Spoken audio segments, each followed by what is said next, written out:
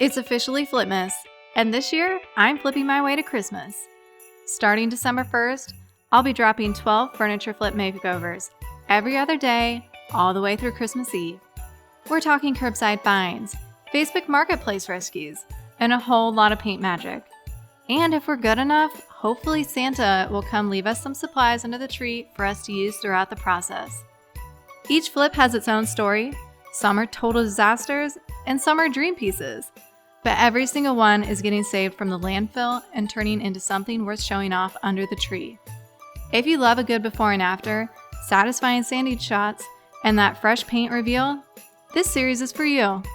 So grab your cocoa, turn up the Christmas playlist, and follow along for the 12 days of Furniture Flipmas, because this holiday season, we're making old furniture merry and bright again. Welcome to Flipmas. Let's get to work. Welcome to Flipmas, Day 10. I've had a lot of repeat clients, and this piece comes from a very special lady. I've done about 4 or 5 pieces from her so far. So when she said she had this family bookshelf that she couldn't part with, I said, don't worry. Bring it to the shop and let's see what we can do. It's in really good shape. It doesn't need a lot of repairs, so hopefully this should be pretty straightforward. But I don't do a lot of bookshelves, so I think this will be interesting. I'm sure we'll learn something. So let's get to work. If you loved my most recent French Provincial and marble top nightstands, then you already know that this specific client has excellent taste. I've done many pieces for her, and this family heirloom bookcase is intended to match the dresser that I refinished for her daughter a year ago. The dresser was refinished in the color White Mocha by Behr, and I stained the top in a really interesting toasty color that I haven't seen many other people do. I don't want to spoil it just yet, so let's get to work sanding down these shelves. The game plan for today is to paint the main box of this bookshelf, then sand the shelves and the top of it all the way down, and use that same exact stain that I used back on the dresser. Boy, am I glad that I don't have to sand this entire thing down all the way, because this took quite a while. I usually start sanding at an 80 grit just to get the bulk of the finish off, then use 150 to smooth out the sanding swirl marks, and then finally hit it briefly with a 220 to make sure it's all looking good.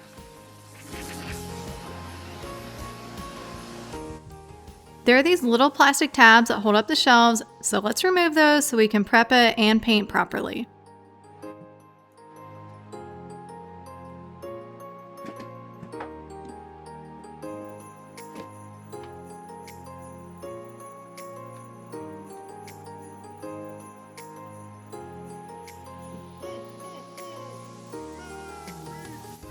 Since we want to keep the top exposed for our staining later, let's cover it up with one of my favorite products right now.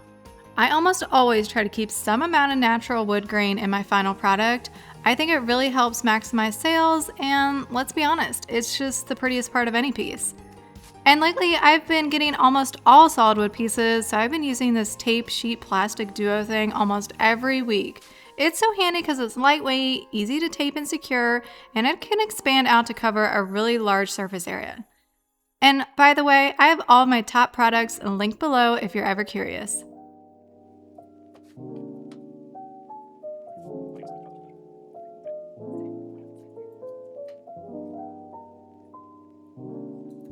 Have you noticed over the last few videos that the spray tent floor is getting whiplash between black, then white, and then black and white again? Its original color is actually black. As you can tell, I've been spraying quite a few light color pieces in here lately, which I'm kind of surprised by. I thought black was the hot color of this season, but the girlies keep requesting white right now. So let me know what you think. Is black in or light colors back in? And although we are going white, and I'd usually use my white primer, I decided to use the gray primer because I had a feeling that this piece would have a lot of bleed through. And bleed through is essentially where the tannins of the wood keep seeping through your products. It's a known issue when trying to paint with white. You can either use oil-based primer or use a darker primer. And since I already had this gray primer on hand, that's what I used. Now that our primer's looking good and I'm not seeing any of that orangey tones peeking through, I feel good to move on to paint. Yes, it's going to take a few coats to really make this gray disappear. And yes, it would have been easier just to use that white oil-based primer, but this is what I had at the moment, so we work with what we have. And let me tell you, it did take a few coats of white paint to get full coverage.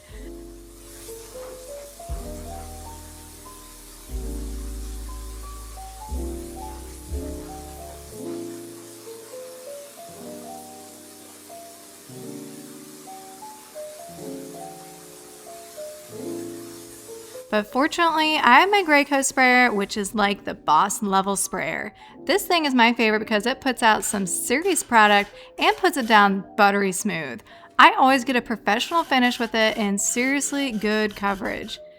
It's a paint to clean though and eats through product like a hungry horse. So I usually reserve her for the last coat.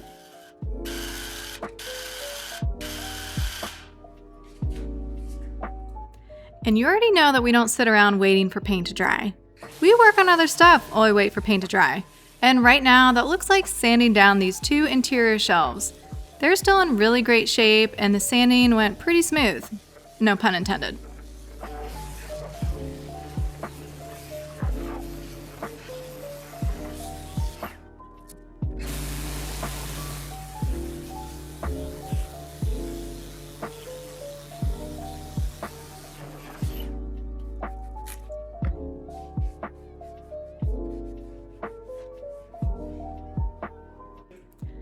Okay, hope you're ready for how beautiful this stain is because it's a little secret of mine that I've been holding close.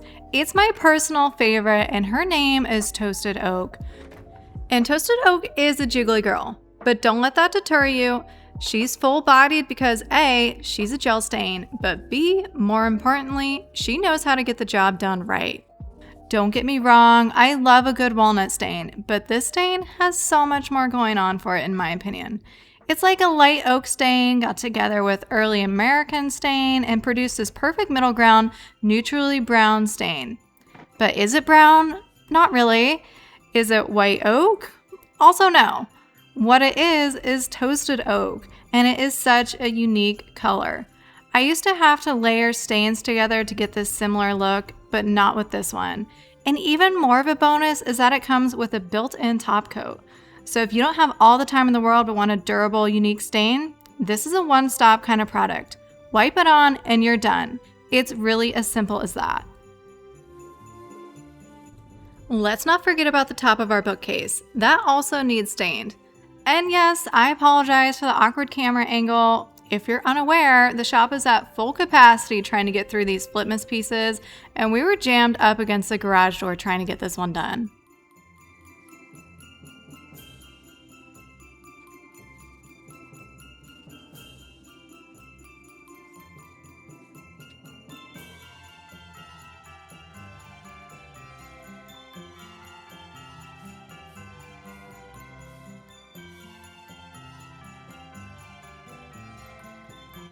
Although it does have a built-in top coat, we strive for the best results around here. So I add 2 more layers of top coat for that maximum durability. After all, this is a bookcase and there's going to be a lot of traffic on these shelves.